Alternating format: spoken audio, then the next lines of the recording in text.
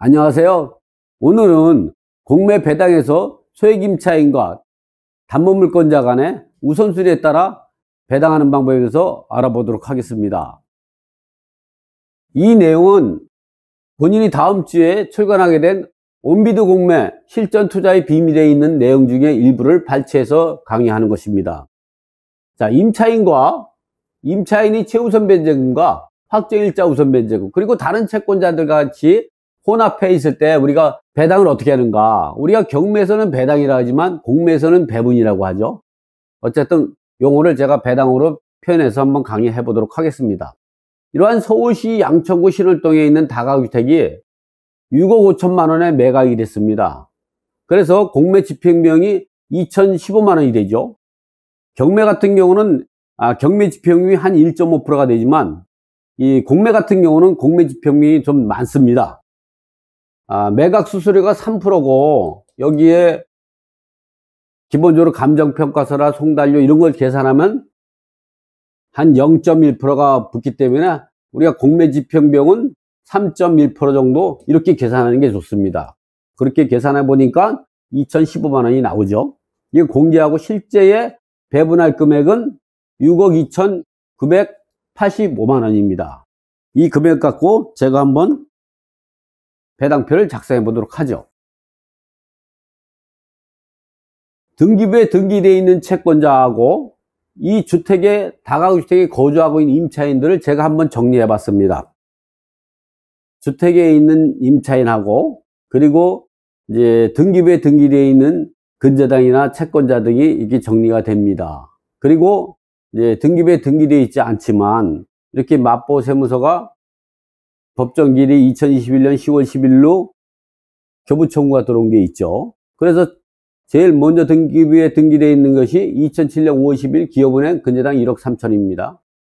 그 다음에 입주한 게 2009년 10월 20일 박수진 임차인이 확정일자를 받고 6,500만 원이고, 이러한 방법대로 이제 진행되다가 2023년 3월 2일 날 공매로 낙찰받았는데 낙찰 대금이 6억 5천만 원입니다.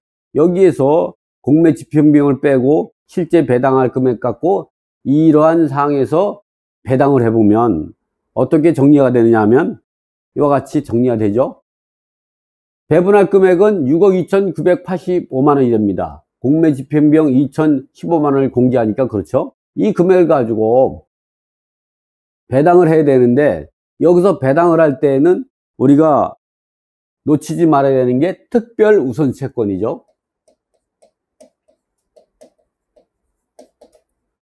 이 특별 우선 채권은 법원 경매 배당이든 압류재산 공매든 항상 우리가 예측하고 있어야 되는 것이죠. 그 특별 우선 채권은 보면 1순위가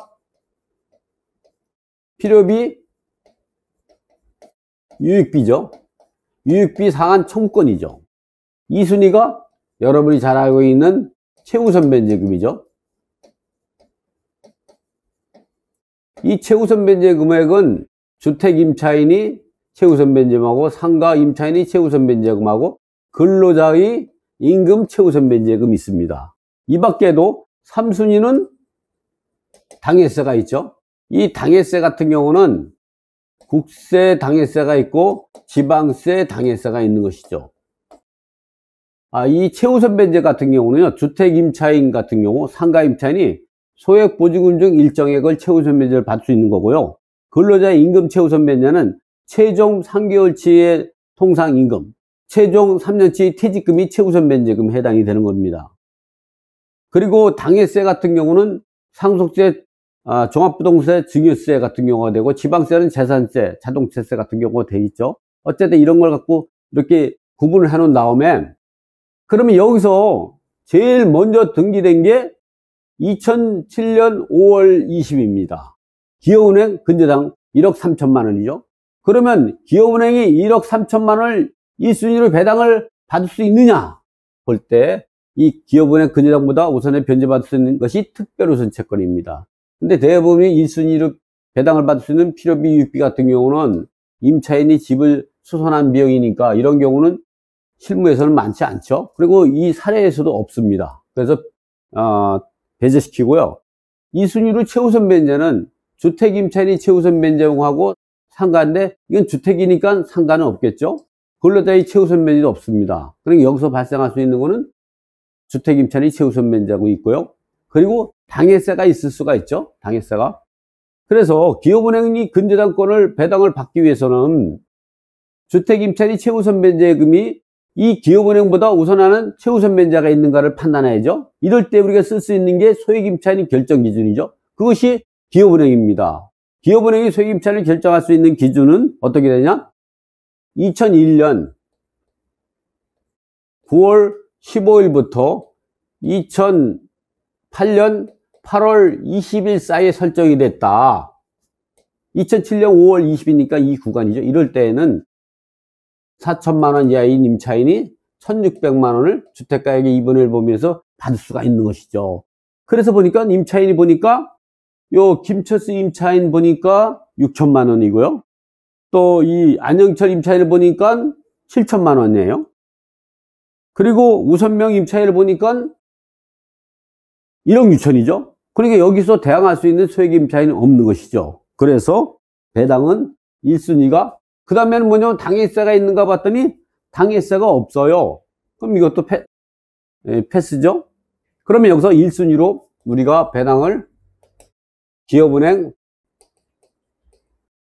이 1억 3천만 원을 배당을 받게 되는 것이죠. 그러면 이제 배당을 받았으니까 지워지게 되죠.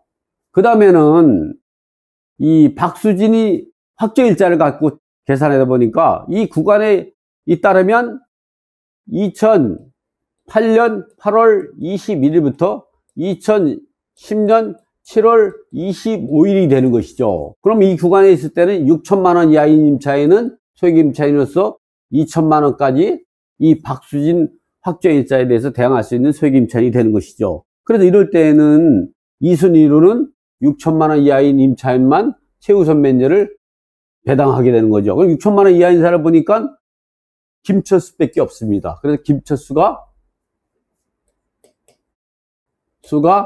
2천만 원. 이때 소액 임차인 결정 기준은 박수진 확정일자가 되는 것이죠. 그 다음에 더 이상 없으니까 박수진 확정일자가 3순위 배당을 받게 되는 것이죠. 이런 방법대로 배당을 하다 보니까 배당 결과가 어떻게 나오느냐? 이와 같은 방법이 나오는 거죠.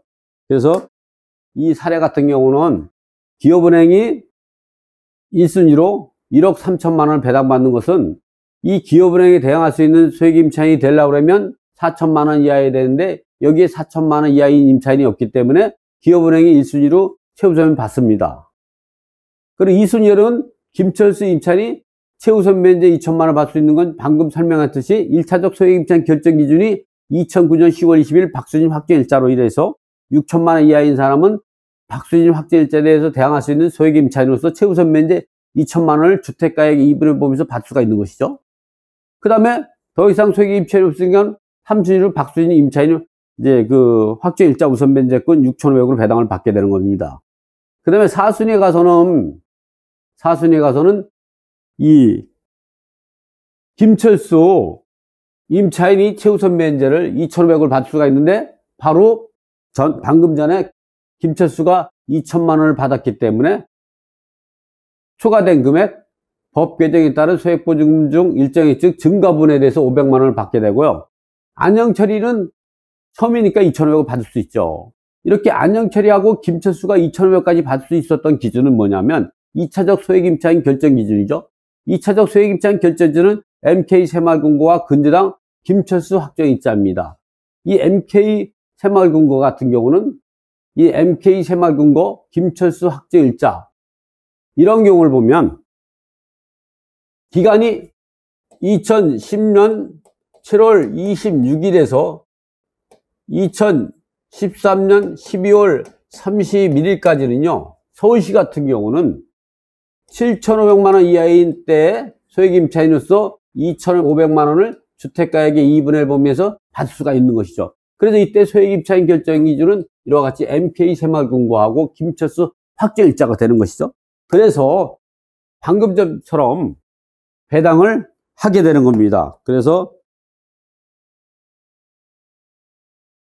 김철수가 임차인이 2,500까지 받을 수 있는데 2순위로 2,000을 받았으니까 그 증갑은 500만 원을 받고, 안영철이는 처음이니까 2,500을 받고, 그 다음에 5순위는 MK 새마을금고 1억 원, 그 다음에 김철수 확정일자가 3,500만 원을 받게 되고요. 7순위부터는 또 다른 3차적 소액입장 결정 기준이 되죠. 이때의 기준은 정수민 근저당과 안영철 그리고 우선명 확정일자가 기준이 되는데 1억 5천 이하일 때 5천만 원이 되는 것이죠. 이런 경우 왜 그러냐?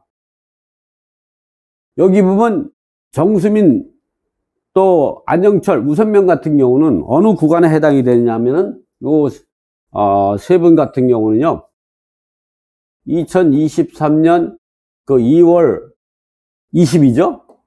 20일. 그 다음에 2021년 그 5월 11일.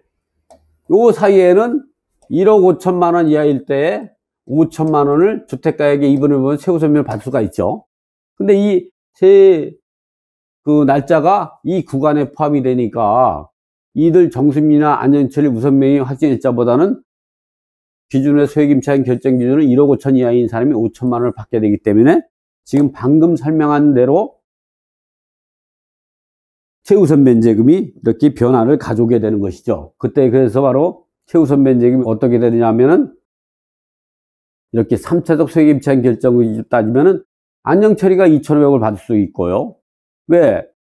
안영철이 같은 경우는 여기서 2,500을 받았기 때문에 증가금 2,500을 받을 수가 있습니다. 그리고 더 이상 소액임차인이 없기 때문에 안영철만 2,500을 받게 되고요. 그 다음에 8순위로는 정수민 근저당 1억, 그리고 9순위로는 안영철이가 최우선 변제금 갖고 2,500, 2,500 받았기 때문에 총 7천만 원 중에서 2천만 원만 확정일자 우선 변제권을 배당을 받게 되는 거죠. 그리고 10순위에 가서는 우선명 임차인이 5,500까지 받을 수 있습니다. 왜냐하면 그 우선명의 같은 경우는 좀 전에는 1억 5천을 초과했기 때문에 소액임차인이 아니지만 이번에 2023년 2월 21일부터는 1억 6,500만 원 이하일 때 소액임차인으로서 5,500까지 받을 수 있는데 우선명의가 1억 6천이기 때문에 현행법상은 소액임차인이 되는 것이죠. 그래서 5,500만 원을 최우선 면제를 이 마포세무서가 법정기일이 2021년 10월 10일이기 때문에 이 우선명의 확정일자보다 빠르기 때문에 이제 먼저 배당을 받게 되는데 이 우선명의는 최우선 면제권이 있기 때문에 배당 시점으로 최우선 면제권이기 때문에 최우선 면제액으로 5,000억을 받고 나머지는 그 마포세무서가 배당받는 방법으로 이와 같이 배당이 종결이 되는 것입니다. 그래서 우선명의가 5,000억을 받고 마포세무서가 4,985만 원이 되는 것이죠. 근데 이번에 2023년 2월 20일 날 법이 개정이 되지 않았다 하면 이 우선명의는 배당을 못 받을 수도 있는 것이죠. 왜냐하면 마포세무서가 다 배당을 받아갈 수도 있는 것이죠.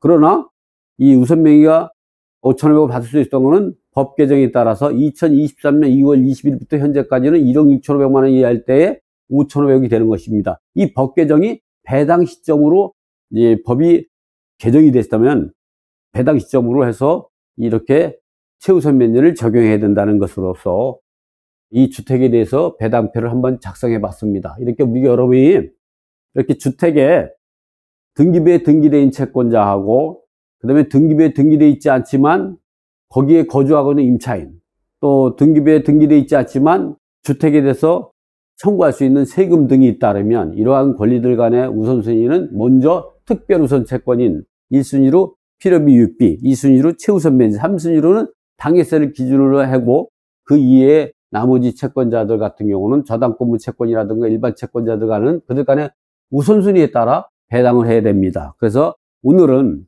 소액 임차보증금제 일정액이 2023년 2월 그 21일부터 법이 개정이 돼 가지고 그거에 따라서 한번 제가 예상 배당표를 만들어 가지고 여러분에게 소개해 봤습니다. 자, 오늘은 이거로 강의를 마치도록 하겠습니다.